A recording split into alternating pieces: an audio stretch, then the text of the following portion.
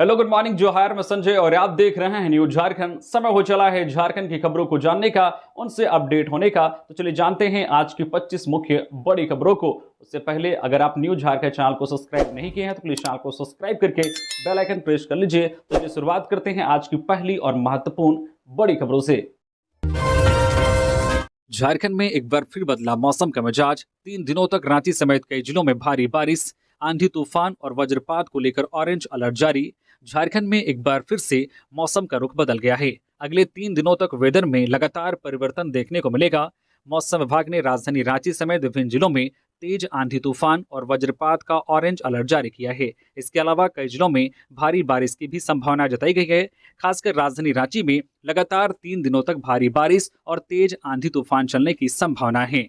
आज गुरुवार 3 अप्रैल को दक्षिण पश्चिमी भाग के कई जिलों में 30 से 40 किलोमीटर प्रति घंटे की रफ्तार से तेज हवा और भारी बारिश की संभावना जताई गई है। गढ़वा, पलामू, चतरा, लातेहार, लोहरदगा, गुमला, रांची, रामगढ़, खूंटी, सिमडेगा, पश्चिमी सिंहभूम, पूर्वी सिंहभूम और सरायकेला खारसावा में तेज हवा और वज्रपात को लेकर मौसम विभाग ने येलो अलर्ट जारी किया है। उत्तर पूर्वी भाग में भी इसका असर देखने को मिलेगा। वहीं कल शुक्रवार 4 अप्रैल को मौसम और भी अधिक बिगड़ने की संभावना जताई गई है।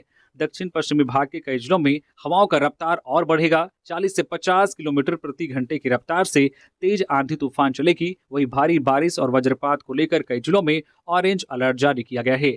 मौसम विभाग ने लोहरदगा, रांची, रामगढ़, गुमला, खूंटी, सिमडेगा, पश्चिमी सिंहभूम, पूर्वी सिंहभूम, सरायकेला खारसावा में वज्रपात और आंधी तूफान को लेकर ऑरेंज अलर्ट जारी किया गया है। इसके अलावा गढ़वा, पलामू, चतरा, लातेहार, हजारीबाग, कोडरमा, बोकारो और गिरिडीह में येलो अलर्ट जारी किया गया है। इन सभी जिलों में भारी बारिश की संभावना जताई गई है।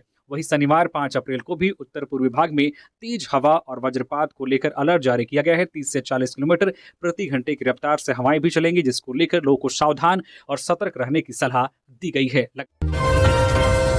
आज से सरकारी स्कूलों में प्रातःकालीन कक्षाएं। राज्य के सरकारी स्कूलों में नए शैक्षणिक सत्र की कक्षाएं आज गुरुवार से शुरू होंगी।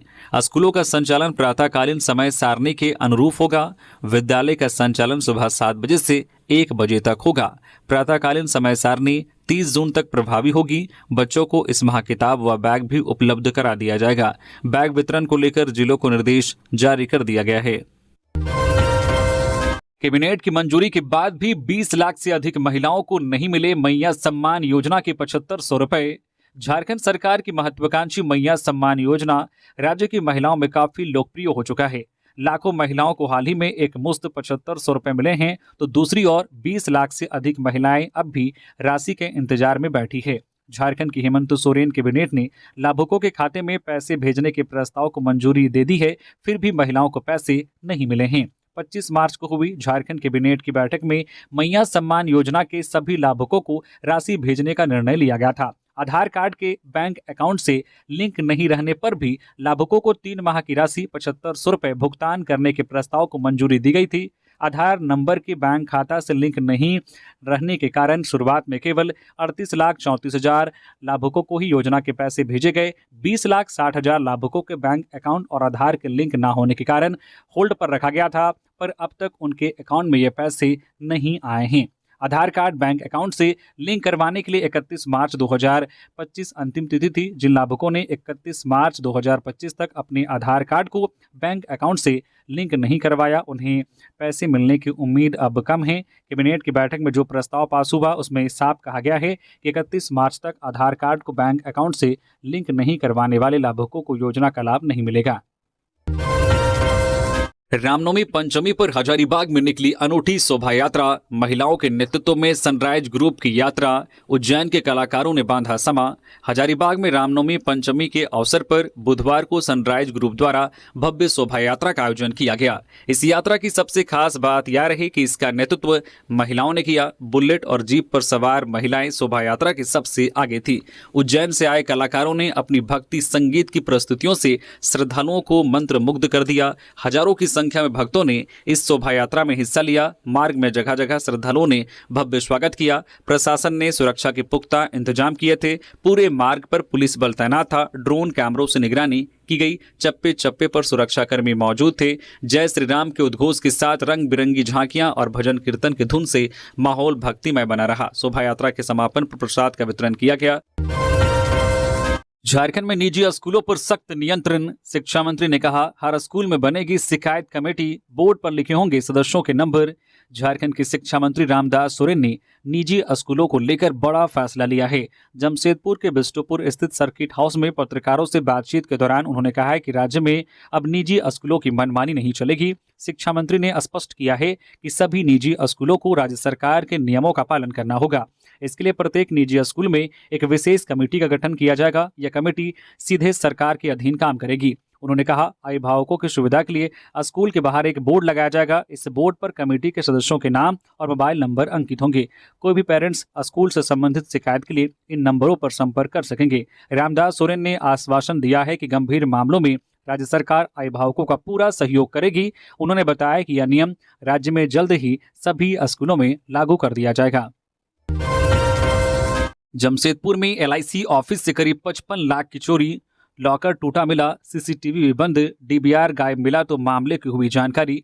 जमशेदपुर के बिष्टुपुर थाना क्षेत्र में स्थित भारतीय जीवन बीमा निगम LIC के मेन ब्रांच 2 से लाखों रुपए की चोरी हुई है। घटना का खुलासा तब हुआ जब कार्यालय खोला गया और CCTV काम नहीं कर रहा था। जांच करने पर DVR गायब मिला और लॉकर टूटा पाया गया। सूत्रों के अनुसार लॉकर से करीब 55 लाख रुपए से अधिक की नकदी गायब होने की आशंका है। हालांकि सही आंकड़ा LIC प्रबंधन और पुलिस की जांच के बाद ही स्पष्ट हो पाएगा। घटना की सूचना मिलते ही बिष्टुपुर पुलिस मौके पर पहुंची और पूरे कार्यालय परिसर की जांच शुरू कर दी। पुलिस कर्मचारियों से भी पूछताछ कर रही है और आसपास के इलाकों के CCTV भी खंगाल रही है। बुधवार सुबह जब LIC कार्यालय खोला गया तो कर्मचारियों ने देखा कि CCTV काम नहीं कर रहा है। इसके बाद जब इंजीनियर ने जांच की तो DVR गायब मिले। इस दौरान लॉकर भी टूटा पाया गया और खिड़की खुली हुई थी। इस घटना के बाद पूरे ब्रांच में हड़कंप मच गया। इस घटना को बेहद पेशेवर ढंग से अंजाम दिया गया है। DVR गायब होने से CCTV फुटेज नहीं मिल पा रहे हैं, जिससे जांच में चुनौती आ रही है। हालांकि पुलिस जल्द ही इस मामले को सुलझाने का दावा कर रही है। इससे बड़े चोरी कांड ने LIC कार्यालय की सुरक्षा व्यवस्था पर गंभीर सवाल खड़े कर दिए हैं। रामनवमी पर हजारीबाग गिरिडीह में पुख्ता होगी सुरक्षा व्यवस्था, 25 DSP की तैनाती। रामनवमी को लेकर झारखंड पुलिस हाई अलर्ट पर है। खासकर हजारीबाग और गिरिडीह जैसे अति संवेदनशील जिले में सुरक्षा के सभी इंतजाम किए जा रहे हैं ताकि त्यौहार शांतिपूर्ण तरीके से संपन्न हो सके। इसी कड़ी में झारखंड पुलिस मुख्यालय के द्वारा 25 DSP स्तर के अधिकारियों का पदस्थापन रामनवमी के दौरान विधि व्यवस्था संभालने के लिए किया गया है। झारखंड पुलिस के 20 DSP हजारीबाग जिले में रामनवमी पर्व के दौरान विधि व्यवस्था की जिम्मेदारी संभालेंगे। हजारीबाग DIG के पत्र के आलोक में पुलिस मुख्यालय के द्वारा हजारीबाग और गिरिडीह जाने वाले DSP रैंक के अधिकारियों के नामों की लिस्ट भी जारी कर दी गई है। झारखंड पुलिस के विभिन्न वाहिनियों से 25 DSP रैंक के अधिकारियों को दोनों जिलों में प्रतिनियुक्त किया गया है, जिनमें 20 हजारीबाग और 5 गिरिडीह जिले में हुए हैं। पुलिस मुख्यालय के द्वारा जारी किए गए आदेश में बताया गया है कि सभी पदाधिकारी आज 3 अप्रैल तक हजारीबाग और गिरिडीह में अपना योगदान दे देंगे। उनकी प्रतिनियुक्ति का समय 4 अप्रैल से लेकर 8 अप्रैल तक रहेगा। इसके बाद वे अपने अपने वाहिनी और जिले में योगदान दे सकते हैं। जेल से अपराधी गिरोह का संचालन करने वाले कुख्यात अपराधी रडार पर। झारखंड के बाहर के जिलों में शिफ्टिंग की तैयारी। झारखंड के जेलों में रहकर आतंक फैलाने वाले सातिर अपराधी अब एक जेल में ज्यादा दिनों तक नहीं रह पाएंगे। वैसे अपराधियों को राज्य के बाहर के जिलों में शिफ्ट करने की योजना पर झारखंड पुलिस काम कर रही है। झारखंड के विभिन्न जेलों में बंद वैसे अपराधी जो जेल में रहकर भी एक्टिव हैं, उन पर नकेल कसने के लिए उन्हें दूसरे राज्यों के जिलों में शिफ्ट किया जाएगा। इसके लिए पुलिस मुख्यालय की ओर से प्लान तैयार किया गया है। झारखंड के DGP अनुराग गुप्ता ने बताया कि संगठित अपराधी गिरोहों के खिलाफ लगातार कार्रवाई की जा रही है। इस कड़ी में एक ही जेल में ज्यादा दिन तक कुख्यात अपराधियों को रखा नहीं जा रहा है। झारखंड के विभिन्न जेलों में उनकी शिफ्टिंग लगातार की जा रही है, लेकिन अब पुलिस की योजना है कि ऐसे अपराधियों को राज्य के बाहर के जिलों में भी रखा जाए। झारखंड में फिलहाल 8 से 10 संगठित अपराधी गिरोह सक्रिय हैं, जिनमें से अधिकांश के गैंग लीडर जेल में बंद हैं और कुछ फरार हैं, जबकि कुछ के गैंगवार में मारे जाने के बाद भी उनके गिरोह को उनके परिवार के सदस्य या फिर उनके बेहद करीबी लोग संचालित कर रहे हैं। जो प्रमुख गैंगस्टर्स सलाखों के पीछे हैं, उनमें प्रमुख रूप से डॉन अखिलेश सिंह, सुजीत सिन्हा, अखिल शर्मा, विकास तिवारी और अमन श्रीवास्तव शामिल हैं। ये सभी राज्य के अलग अलग जेलों में बंद हैं। चैती छठ पर हुई खरना पूजा, पहला अर्घ आज। महापर्व चैती छठ के 4 दिवसीय पूजा के तहत छठ व्रतियों ने खरना पूजा की। बुधवार की शाम को छठ व्रतियों के घरों में खरना प्रसाद ग्रहण करने के लिए लोगों की भीड़ लगी रही। लोगों ने खरना का प्रसाद खीर ग्रहण किया। सूर्य उपासना पर्व छठ को लेकर आज गुरुवार की संध्या में अस्ताचलगामी भगवान भास्कर को अर्घ्य दी जाएगी, जबकि कल शुक्रवार की प्रातः छठ व्रती व अनेक श्रद्धालु भगवान उदयमान भास्कर को अर्घ्य देंगे। पलामू में अस्पताल के सामने 2 गुटों में विवाद, एक पक्ष ने की फायरिंग, दूसरे पक्ष के 3 युवक हिरासत में। पलामू जिला मुख्यालय में डॉक्टर आरपी सिन्हा अस्पताल के सामने बुधवार शाम को फायरिंग की घटना हुई। नावाटोले स्थित अस्पताल के बाहर 2 गुटों में विवाद हुआ। घटना के समय एक दुकान पर 4 युवक और एक युवती मौजूद थे। इसी दौरान दूसरे पक्ष के कुछ युवक चाकू लेकर वहां पहुंचे। दोनों पक्षों में किसी बात पर विवाद बढ़ गया। पहले से मौजूद युवकों में से एक ने बंदूक निकालकर फायरिंग कर दी। फायरिंग में किसी को गोली नहीं लगी। गोली चलने के बाद फायरिंग करने वाला गुट मौके से फरार हो गया। सूचना मिलते ही पुलिस मौके पर पहुंची और 3 युवकों को हिरासत में ले लिया। हिरासत में लिए गए सभी युवक पहाड़ी मोहल्ला के रहने वाले हैं। सदर थाना प्रभारी इंस्पेक्टर देवव्रत पोदार ने बताया है कि फायरिंग करने वाले युवक की पहचान कर ली गई है। उसकी गिरफ्तारी के लिए पुलिस छापेमारी कर रही है। रांची के पिठोरिया में सरहुल जुलूस के दौरान हुए विवाद को लेकर केंद्रीय सरना समिति की मांग, 24 घंटे के अंदर हो आरोपियों की गिरफ्तारी। रांची के पिठोरिया में सरहुल जुलूस के दौरान 2 गुटों के बीच संघर्ष हो गया था, जिसमें पाहन सहित कई लोग घायल हुए। इस घटनाक्रम पर केंद्रीय सरना समिति के अध्यक्ष अजय तिर्की ने प्रशासन से आरोपियों की गिरफ्तारी की मांग की है। उन्होंने कहा है कि यदि 24 घंटे के भीतर आरोपियों को गिरफ्तार नहीं किया गया तो पिठोरिया चौक को बंद कर दिया जाएगा। गौरतलब है कि रांची के पिठोरिया थाना क्षेत्र के हिड़ा बालू में सरहुल को लेकर झालर लगाया था। सरहुल जुलूस के दौरान यह झालर जुलूस के झंडे से टूट गया था। इसके बाद जिन लोगों ने झालर लगाया था वो भड़क गए। इसके बाद लोगों ने सरहुल जुलूस में शामिल लोगों पर हमला कर दिया। इस दौरान दोनों पक्षों के बीच जमकर मारपीट भी हुई। घटना के बाद इलाके में स्थिति तनावपूर्ण हो गई। इसको देखते हुए पुलिस की टीम लगातार काम कर रही है। चाईबासा बाल सुधार गृह से बाल कैदियों के भागने का मामला, 7 वापस लौटे, 14 की तलाश जारी। जांच के लिए रांची से पहुंची टीम। चाईबासा बाल सुधार गृह से मंगलवार शाम 21 बाल कैदी मेन गेट तोड़कर फरार हो गए। इनमें से 4 बाल कैदी रात 10 बजे वापस लौट आए। वहीं बुधवार को 3 को बाल सुधार गृह में लाया गया। शेष 14 बाल कैदियों की तलाश में पुलिस जुटी हुई है। घटना की गंभीरता को देखते हुए रांची से महिला बाल विकास एवं सामाजिक सुरक्षा विभाग के निदेशक समीरा एस चाईबासा पहुंची। उन्होंने जिले के वरिष्ठ अधिकारियों के साथ मामले की जांच की। इधर डीसी कुलदीप चौधरी ने कहा है कि मंगलवार शाम जब यह घटना घटी थी उस वक्त 21 बच्चे बाहर निकले थे। जैसे ही इस घटना की जानकारी मिली, हमने और एसपी ने मौके पर पहुंचकर मामले का जायजा लिया। अभी तक उनमें से 7 बच्चों को वापस ले आया गया है। बाकी बच्चों को भी पकड़ने की कार्रवाई की जा रही है। राज्य से और जिले से आई टीम ने निरीक्षण किया है। सभी बिंदुओं पर बारीकी से जांच की जा रही है। जांच में जो भी फैक्ट निकल कर आए हैं उस पर कार्रवाई जरूर की जाएगी। फूलखौसी के साथ समापन, सरहुल महोत्सव संपन्न। फूलखौसी की परंपरा विधि के साथ बुधवार को 3 दिवसीय सरहुल महोत्सव का समापन हुआ। अंतिम दिन विभिन्न मौजा के पहनों ने अपने अपने क्षेत्र में फूलखौसी की विधि पूर्ण की गई। पहन गांव घर में हर परिवार के पास पहुंचे, ढोल मांदर बजाते हुए पूरे गांव का भ्रमण किया। हर परिवार ने परंपरा के अनुसार पहन का स्वागत किया। स्नान कराकर तेल लगाए। पहन ने मुख्य द्वार पर सरहुल फूल लगाकर घर के सदस्यों को शुभकामनाएं दी। रोग बीमारी से दूर रहने के साथ साथ गांव समाज की खुशहाली, अच्छी खेती और फसल की कामना की। रामनवमी को लेकर उप राजधानी में विशेष सतर्कता, एसपी ने कहा सुरक्षा के रहेंगे चाक चौबंद इंतजाम। झारखंड की उपराजधानी दुमका में इस वर्ष रामनवमी पर सुरक्षा को लेकर विशेष सतर्कता बरती जा रही है। जिले के एसपी पीताम्बर सिंह खेरवार खुद व्यवस्था की निगरानी कर रहे हैं। हालांकि दुमका को शांतिपूर्ण जिला माना जाता है, लेकिन झारखंड के हजारीबाग जिले में पिछले दिनों रामनवमी के मंगला जुलूस में हुए बवाल के बाद पुलिस मुख्यालय स्तर से सभी जिलों को रामनवमी पर विशेष अलर्ट मोड पर रहने का निर्देश जारी किया गया है। एसपी के निर्देश के बाद जिले के सभी 16 थानों में रामनवमी को लेकर विशेष बैठक की गई, जिसमें पुलिस प्रशासन के साथ साथ स्थानीय जनप्रतिनिधि और सामाजिक कार्यों से जुड़े लोग शामिल हुए। बैठक में पुलिस प्रशासन की ओर से साफ तौर पर कहा गया है कि आपसी भाईचारे और सौहार्द के साथ रामनवमी बनाएं, किसी तरह की अव्यवस्था फैलाने की कोशिश ना करें। जिस रास्ते से रामनवमी जुलूस गुजरेगा अगर वह दूसरे धर्म के लोगों का पूजा स्थल है तो ऐसा कुछ ना करे जिससे दो समुदायों के बीच तनाव पैदा हो। साथ ही डीजे पर कोई भड़काऊ गाना ना बजाएं, अन्यथा रामनवमी समिति से जुड़े लोगों पर कार्रवाई की जाएगी। यहाँ तक प्रशासन ने डीजे मशीन किराए पर देने वालों को भी हिदायत दी है कि अगर आप रामनवमी पर अपना सिस्टम किराए पर देंगे तो उसे जब्त कर लिया जाएगा। बीएड, एमएड व बीपीएड प्रवेश के लिए आवेदन 20 अप्रैल तक। झारखंड में आवेदन की तिथि बढ़ा दी गई है। झारखंड संयुक्त प्रवेश प्रतियोगिता परीक्षा परिषद JCE-CEB ने सत्र 2025-27 के लिए बीएड, एमएड व बीपीएड प्रवेश परीक्षा के लिए ऑनलाइन आवेदन की अंतिम तिथि बढ़ा दी है। पहले इसकी अंतिम तिथि 15 मार्च 2025 निर्धारित थी, लेकिन अब आवेदन की समय सीमा 20 अप्रैल तक बढ़ा दी गई है। पहले 20 अप्रैल को ही प्रवेश परीक्षा होनी थी, लेकिन अब परीक्षा की तिथि बाद में जारी की जाएगी।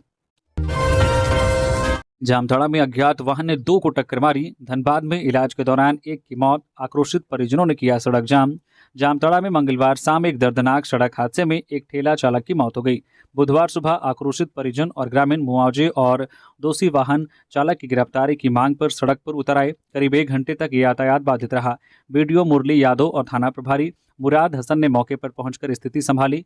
प्रशासन ने पीड़ित परिवार को हर संभव मदद का आश्वासन दिया है। पुलिस अज्ञात वाहन और चालक की तलाश कर रही है। गोविंदपुर साहिबगंज स्टेट हाईवे पर नारायणपुर थाना क्षेत्र के लोहरांगी के पास यह हादसा हुआ। शाम 6:30 बजे एक अज्ञात वाहन ने ठेले पर सवार 2 लोगों को टक्कर मार दी।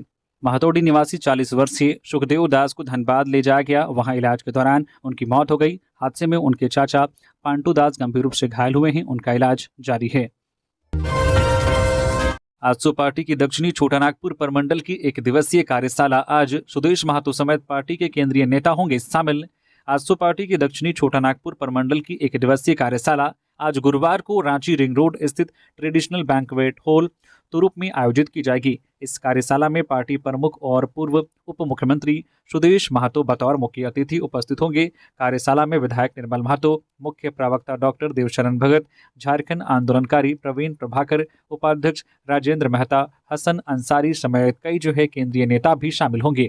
इस कार्यशाला का मुख्य उद्देश्य पार्टी के संगठन को अधिक प्रभावी और सशक्त बनाना है। साथ ही प्रखंड और जिला प्रभारियों को उनकी जिम्मेदारियों के प्रति जागरूक करना भी एक प्रमुख उद्देश्य है। धनबाद की महिला टीम ने रचा इतिहास।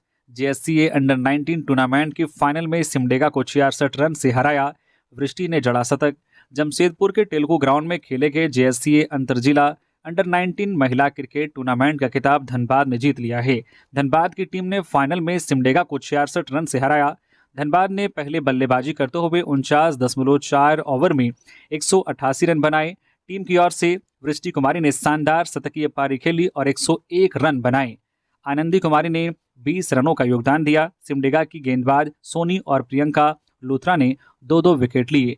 लक्ष्य का पीछा करते हुए सिमडेगा की टीम 41.3 ओवर में 122 रन पर ऑल आउट हो गई। सिमडेगा की ओर से प्रियंका लूथरा ने सर्वाधिक 42 और आरुषि गोदियाल ने 19 रन बनाए। धनबाद की गेंदबाज बबली कुमारी ने 4 और नेहा कुमारी ने 2 विकेट लिए। शतक लगाने वाली वृष्टि कुमारी को प्लेयर ऑफ द मैच चुना गया। ऐसा हुआ तो झारखंड सरकार किसानों को देगी 4,000 रुपए। केवल ये लोग ही ले सकेंगे लाभ। झारखंड सरकार ने किसानों को प्राकृतिक आपदाओं से होने वाले फसल नुकसान से राहत देने के लिए झारखंड फसल राहत योजना की शुरुआत की है। इसके तहत किसानों को प्रति एकड़ के हिसाब से 4,000 रुपए की सहायता राशि दी जाती है। यह योजना झारखंड के किसानों को फसल क्षति के कारण होने वाले आर्थिक संकट से बचाने के लिए शुरू की गई है। प्राकृतिक आपदाओं के कारण कई बार किसानों को भारी नुकसान उठाना पड़ता है, जिससे उनकी आजीविका प्रभावित होती है। यह योजना किसानों को बाढ़, सूखा, भूकंप, तूफान, चक्रवात, भूस्खलन, ओलावृष्टि जैसी आपदाओं की वजह से हुए नुकसान की भरपाई में सहायक सिद्ध होगी। यह बीमा योजना नहीं बल्कि सीधी राहत योजना है, जिसमें किसानों को किसी भी प्रकार का प्रीमियम नहीं देना होगा। सरकार प्रभावित किसानों को सीधे वित्तीय सहायता प्रदान करेगी। झारखंड के स्थायी किसानों को इस योजना का लाभ मिलेगा। वैसे किसान जिनके पास 5 एकड़ या उससे कम कृषि भूमि हो, वे भी इस योजना के पात्र हो सकते हैं। इसके अलावा रैयत या किराए पर खेती करने वाले किसान इसका लाभ ले सकते हैं। आवेदक की न्यूनतम उम्र 18 वर्ष होनी अनिवार्य है। किसान के पास आधार कार्ड और भूमि के वैध दस्तावेज होने चाहिए। कम से कम 20% फसल क्षति होने पर ही किसान इस योजना का लाभ उठा सकते हैं। यह योजना सभी किसानों के लिए स्वैच्छिक होगी। पूर्वी सिंहभूम के बहरागोड़ा में एक जंगली हाथी ने महिला को उठाकर पटका, हुई मौत। पूर्वी सिंहभूम के बहरागोड़ा थाना क्षेत्र के मुटुरखाम गांव में एक महिला को हाथी ने अपनी चपेट में ले लिया, जिससे उसकी मौके पर ही मौत हो गई। घटना बुधवार सुबह की है। जानकारी के अनुसार वह गांव के लोग के साथ पत्ता तोड़ने गई थी। उसी वक्त अपने झुंड से बिछड़े एक हाथी ने पीछे से आकर उसे सूंड से उठाकर पटक दिया, जिससे उसकी मौके पर ही मौत हो गई। जबकि गांव के अन्य लोग किसी तरह भागकर अपनी जान बचाए। आनन फानन में परिजनों ने इलाज के लिए मृत महिला को बहरागोड़ा सामुदायिक स्वास्थ्य केंद्र भी लाया, लेकिन इलाज के दौरान ही उनकी मौत हो गई। घटना के बाद हाथी सुवर्ण रेखा नदी की ओर चली गई और सूचना पाकर पुलिस स्वास्थ्य केंद्र पहुंची। इसके बाद घटना के संबंध में जानकारी ली। दूसरी तरफ परिजनों का रो रो कर बुरा हाल है। सुवर्ण रेखा नदी में जलस्तर कम होने के कारण हाथी आसानी से नदी पार कर बहरागोड़ा की ओर प्रवेश कर जा रहे हैं। आदिवासी बहुल क्षेत्र में ग्रामीण अपने मवेशियों के लिए पत्ता चुनने के लिए जाते रहते हैं। इस दौरान जंगली हाथी अक्सर किसी न किसी को अपनी चपेट में ले लेते हैं। गिरिडीह में बनेगा झारखंड का सबसे बड़ा सोलर हब। 170 मेगावाट का लगेगा प्लांट। कोल इंडिया गिरिडीह को सोलर हब के रूप में विकसित कर रही है। सौर ऊर्जा से 4 मेगावाट बिजली का उत्पादन कर रही सीसेल गिरिडीह एरिया अब इस दिशा में बड़ी परियोजना लाने की तैयारी में है। सीसेल गिरिडीह एरिया में अब झारखंड का सबसे बड़ा सोलर प्लांट बनाने की योजना है। योजना के अनुसार सीसेल की खाली जमीन पर 170 मेगावाट सौर ऊर्जा तैयार की जाएगी, फिर इस बिजली को बेचा भी जाएगा।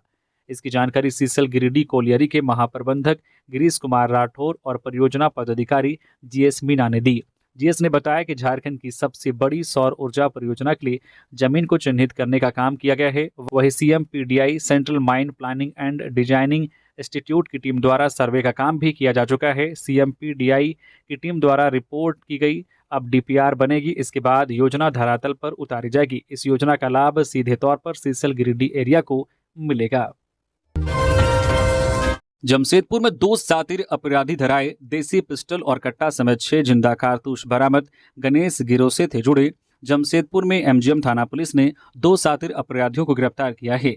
आरोपियों के पास से 2 देसी पिस्टल, 1 कट्टा और 6 जिंदा कारतूस बरामद हुए हैं। बुधवार को दोनों आरोपियों को न्यायिक हिरासत में भेज दिया गया है। गिरफ्तार आरोपियों की पहचान उलीडी निवासी विश्वजीत सिंह उर्फ रॉकी और राहुल कुमार सिंह उर्फ छोटू के रूप में हुई है। पुलिस ने दोनों को MGM थाना क्षेत्र के तुरिया बेड़ा स्थित DWPS स्कूल के पास से पकड़ा।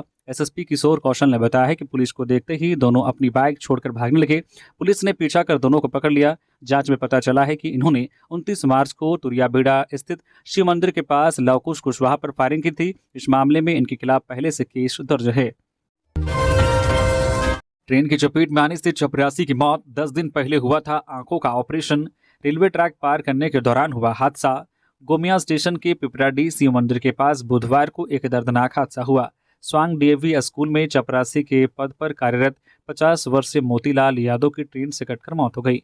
मोतीलाल ने 10 दिन पहले आंखों का ऑपरेशन करवाया था। वह अपने घर से कुछ दूर रेलवे ट्रैक पार कर रहे थे। इसी दौरान पोल संख्या 47-27 के पास ट्रेन की चपेट में आ गए। टक्कर में सिर में गंभीर चोट लगने से मौके पर ही उनकी मौत हो गई।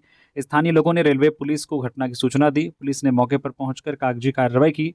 शव को पोस्टमार्टम के लिए तेनुघाट अनुमंडलीय अस्पताल भेज दिया गया। मोतीलाल के परिवार में पत्नी और एक बेटा है। वक्फ संशोधन बिल के खिलाफ SDPI समर्थकों का प्रदर्शन। प्रदेश अध्यक्ष बोले, वक्फ की संपत्ति पर कब्जा करना चाहती है मोदी सरकार। लोकसभा में वक्फ संशोधन बिल पेश किए जाने के खिलाफ social democratic party of India के समर्थकों ने प्रदर्शन किया। सदर प्रखंड के चांचकी में आयोजित विरोध प्रदर्शन का नेतृत्व SDPI के प्रदेश अध्यक्ष अंजला शेख ने किया। SDPI समर्थक और कार्यकर्ताओं की ओर से वक्फ संशोधन बिल को संविधान और मुस्लिम विरोधी करार देते हुए केंद्र सरकार के खिलाफ न केवल नारेबाजी की, बल्कि वक्फ संशोधन बिल को वापस नहीं लिए जाने पर चरणबद्ध तरीके से आंदोलन करने की चेतावनी भी दी गई है। देर शाम सैकड़ों की संख्या में SDPI समर्थक अपने प्रदेश अध्यक्ष अंजला शेख के नेतृत्व में सड़क पर उतरे और संसद में पेश किए गए वक्फ संशोधन बिल पर आपत्ति जताई। उन्होंने आरोप लगाते हुए कहा कि वक्फ की संपत्ति को कब्जे में लेकर मोदी सरकार अपने मित्रों को सौंपना चाहती है। प्रदर्शन में शामिल SDPI समर्थक सरकार के विरोध में नारे लगा रहे थे। देवघर में फुट ओवरब्रिज की सीढ़ी से गिरकर वृद्ध की मौत। ट्रेन पकड़ने जाने के दौरान हुआ हादसा। देवघर के Jasidih station railway foot overbridge की सीढ़ी पर एक वृद्ध व्यक्ति की फिसलकर गिरने से मौत हो गई। घटना बुधवार शाम की है। हादसे के बाद परिजनों ने उन्हें तत्काल इलाज के लिए सदर अस्पताल ले गए, लेकिन चिकित्सकों ने उन्हें मृत घोषित कर दिया। मृतक की पहचान बिहार के बांका जिला के चांदन थाना क्षेत्र के गौरी अंबा गांव निवासी 60 वर्षीय जागेश्वर रमानी के रूप में हुई है। वृद्ध अपनी पोती जूली कुमारी के साथ ट्रेन में सवार होने स्टेशन पहुंचा था। शव की पहचान मृतक के दामाद विश्वनाथ रमानी पुत्री रीना देवी ने की है। पलामू किले का जीर्णोद्वार कार्य 2 महीने में होगा शुरू। हेरिटेज कंजर्वेशन की टीम ने बनाई योजना। 400 वर्ष पुराने पलामू किला का जीर्णोद्वार कार्य अगले 2 महीने में शुरू हो जाएगा। जीर्णोद्वार कार्य के लिए सर्वे का कार्य पूरा हो गया है। नया और पुराना पलामू जिले का जीर्णोद्वार कार्य एक साथ शुरू किया जाना है। जीर्णोद्वार करने वाली टीम ने मौसम के हिसाब से अलग अलग योजना बनाई है। गर्मी के दिन के लिए अलग, जबकि बरसात के दिनों के लिए अलग योजना तैयार की गई है। गर्मी के दिनों में किला का बाहरी कार्य होगा, जबकि बरसात के दिनों में किला के अंदर जीर्णोद्वार का कार्य किया जाएगा। गणतंत्र दिवस के अवसर पर झारखंड सरकार ने पलामू किला को जीर्णोद्वार करवाने की घोषणा की थी। वित्त मंत्री राधाकृष्ण किशोर ने इसकी घोषणा की थी।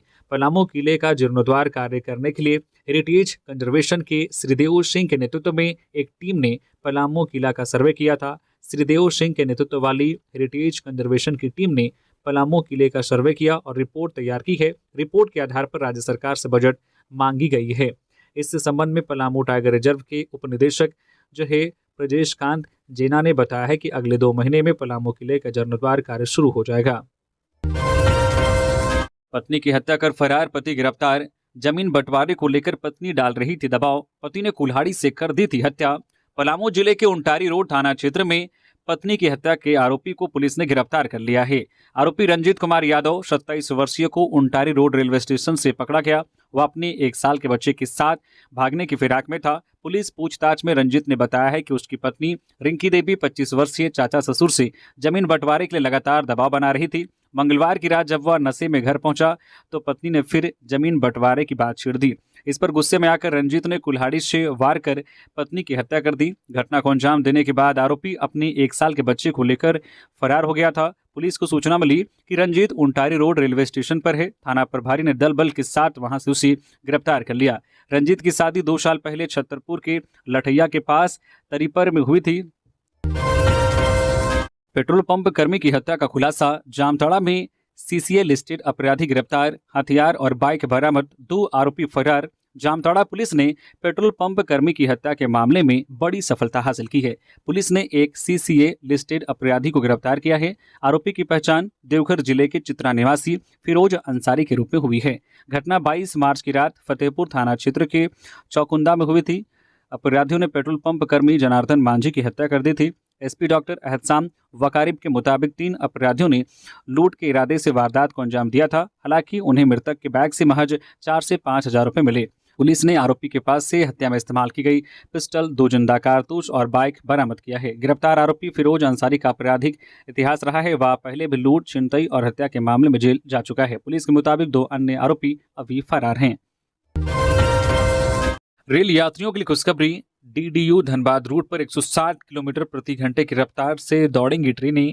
4 को ट्रायल। धनबाद गया रेलखंड पर ट्रेनों की रफ्तार बढ़ने जा रही है। डीडीयू जंक्शन से धनबाद मंडल के प्रधान खांटा स्टेशन तक 4 अप्रैल को 160 किलोमीटर प्रति घंटे की स्पीड से ट्रायल किया जाएगा। इससे पहले 145 किलोमीटर प्रति घंटे की रफ्तार का ट्रायल सफल रहा है। धनबाद के डीआरएम कमल किशोर सिन्हा ने बताया है कि ट्रायल की तैयारियां लगभग पूरी हो चुकी है। उन्होंने कहा है कि संरक्षा और सुरक्षा से जुड़ी समस्याओं का समाधान कर लिया गया है। ट्रायल के बाद रेलवे बोर्ड के आदेश पर इसे लागू किया जाएगा। गुमला में हाथी का उत्पात, किसान का घर तोड़ा, कई खेतों की फसलें रौंदी, परिवार ने भागकर बचाई जान। गुमला जिले के भरनो प्रखंड में एक जंगली हाथी ने तांडव मचा दिया। समसेरा करंजटोली गांव में हाथी ने किसान भुवनेश्वर उरांव के मिट्टी के घर को मंगलवार रात में तोड़ दिया। घर में रखे बर्तन, कपड़े और अन्य सामान बर्बाद हो गए। घटना के समय भुवनेश्वर, उनकी पत्नी जो गुंजा और बेटा घर में थे। हाथी के हमले के दौरान परिवार ने भागकर अपनी जान बचाई। इसके बाद हाथी ने आसपास के खेतों में भी नुकसान पहुंचाया। समसेरा गांव के विनय साहू के गेहूं के खेत, मांगा उरांव के टमाटर और प्याज के खेत और गणेश उरांव की कद्दू, गेहूं और प्याज की फसलें रौंदी। खुद्दीराव के कुएं की पानी मशीन भी क्षतिग्रस्त कर दी। हाथी सुबह 3 बजे तक क्षेत्र में रहा और फिर अमलिया जंगल की ओर चला गया। बुधवार सुबह मुखिया प्रतिनिधि और समाज सेवी कपिल गोप ने नुकसान का जायजा लिया। ग्रामीणों ने वन विभाग से मुआवजे की मांग की है। उनका कहना है कि पिछले 1 साल से हाथी नुकसान पहुंचा रहे हैं। कई बार आवेदन देने के बावजूद अभी तक मुआवजा नहीं मिला है। तो ये थी झारखंड की टॉप बड़ी खबरें। इसी तरह से झारखंड की हर एक छोटी बड़ी खबर देखने के लिए प्लीज न्यूज झारखंड चैनल को सब्सक्राइब करके बेल आइकन प्रेस कर दीजिए, जिससे आपके पास झारखंड की हर एक छोटी बड़ी खबर का अपडेट आप तक पहुंचता रहे। तो अभी के लिए बस इतना ही, हमें दीजिए इजाजत, फिर मिलते हैं नेक्स्ट खबरों के साथ। धन्यवाद।